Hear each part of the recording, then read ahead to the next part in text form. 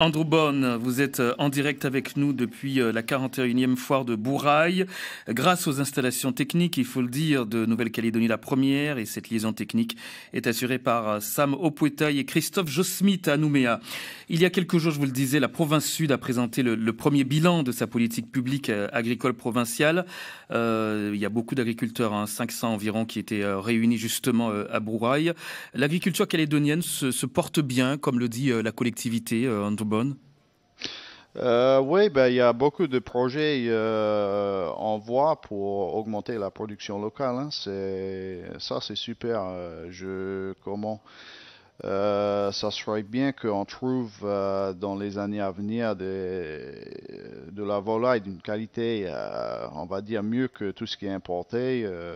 On a vu les pratiques dans certains pays de production. Honnêtement, c'est pas terrible, hein. Il y a un projet Alors, en la matière ouais, justement pour un ouais. élevage calédonien un peu plus abordable. Tout à fait, tout à fait. Donc on a qu'est-ce qu'on appelle le poulet fermier qui est qui est d'une très grande qualité. Et puis après, ben, on est en train de lancer des autres élevages, mais également de pouvoir produire et offrir aux consommateurs de la viande de volaille à un prix abordable, mais quand même De qualité.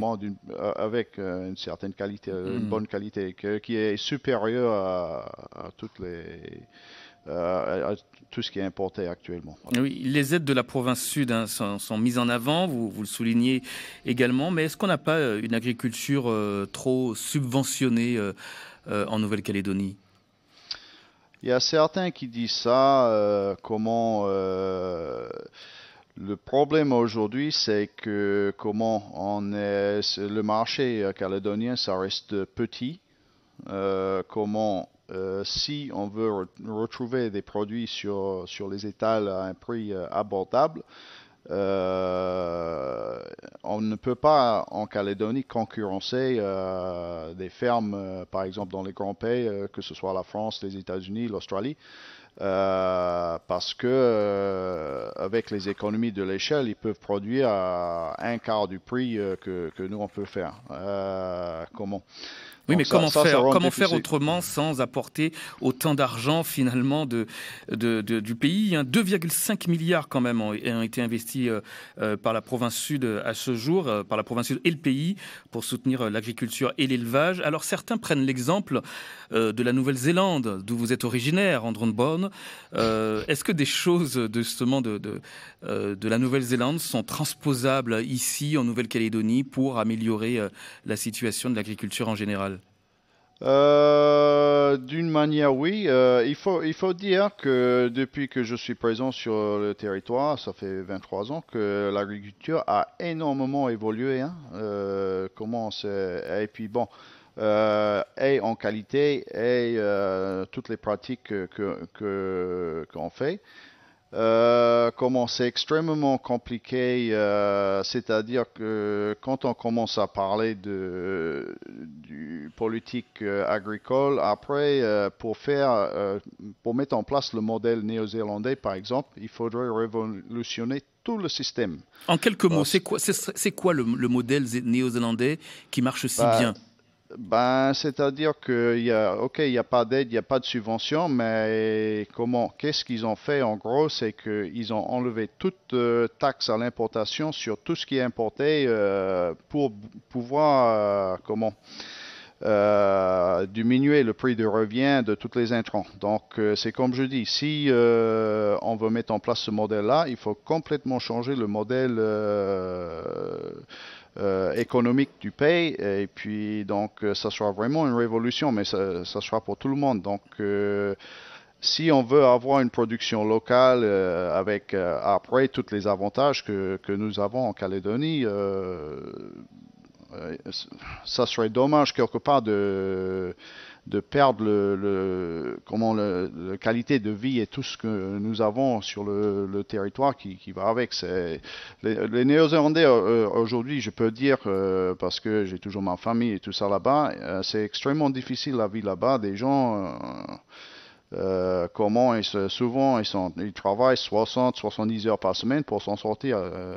Même dans les classes moyennes, la vie est très dure. Nous, on ne voit pas ça ici parce que quand on visite la Nouvelle-Zélande, on a quand même de l'argent. Nos salaires ici sont quand même supérieurs.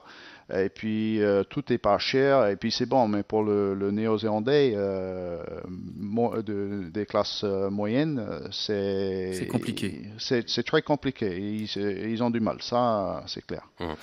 Andrew Bonne, on va partir au standard de la première puisque Rose nous a appelé. Elle souhaite intervenir. Vous posez une question peut-être. Bonjour Rose. Bonjour messieurs, voilà, moi je voudrais intervenir. Je regrette qu'on a pris 30 ans de retard parce que le plan de M. Mesdorf, là, de parler de suffisance alimentaire et des baux ruraux, le gouvernement Tjibaou avait pensé déjà à ça, c'était dans les programmes, mais voilà, c'est 30 ans de retard qu'on a pris et comme monsieur vient de dire, il faut réformer le système économique de tout ce qui est agroalimentaire.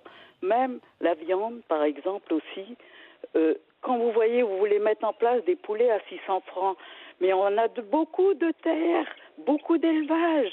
Baissez le prix de la viande et puis nous, on ira acheter les bas morceaux puisque nous sommes des ouvriers. Mais voilà, mettez en place certaines choses où l'on puisse avoir accès, parce que nous, les entrecôtes, on ne peut pas se payer ça. Hein. Bon. Mais voilà, c'est la libre choix des gens.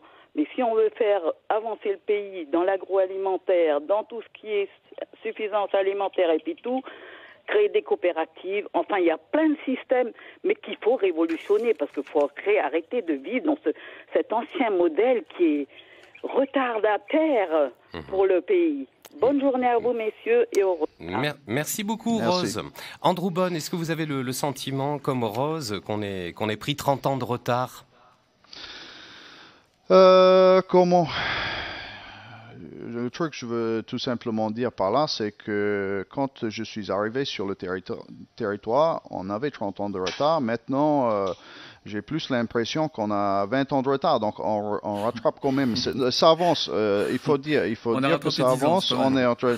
Non, mais voilà, mais c'est-à-dire que comment les autres pays ils avancent en même temps sur tout.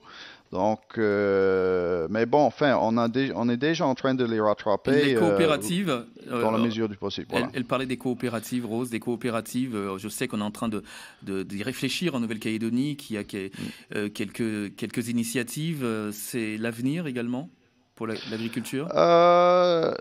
Les coopératives offrent des possibilités de progresser, c'est sûr. Il y en a déjà pas mal de coopératives en place, hein, notamment dans les céréales.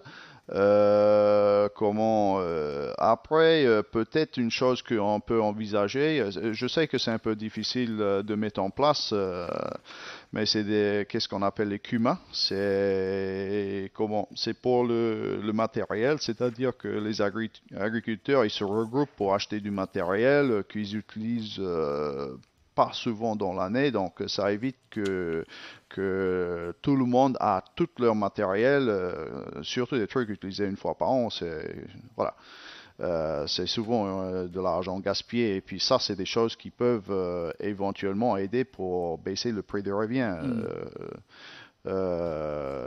des produits, quoi. Alors, question de Bruno. Oui, moi je voulais juste revenir sur cette 41e édition de la Foire de Bourail. On sait il y a des moments importants, des incontournables, comme on dit. Quels seront encore cette année les incontournables? Le rodéo, bien sûr, Andrew. Oui, bien sûr. Ça attire beaucoup de monde chaque année, ça c'est sûr. Mais bon, également, on a du motocross, on a du bûcheronnage. Le bûcheronnage. Il y a des... Ouais, ça c'est ça. On est en train de développer ça d'une année à l'autre, mais c'est joli à voir. On est en train de bien monter en puissance avec le tractor pulling. Donc c'est le concours de tir de tracteurs. Donc on a des tracteurs de puissances différentes. On met deux tracteurs avec un ski derrière, et donc ils tirent à un ski. On met des poids en fonction du poids du tracteur. Donc ça c'est joli à voir aussi. Après, aujourd'hui, on a toutes les concours à voir. Donc, c'est les bêtes qui vont être primées. Il y aura la remise des prix en fin d'après-midi.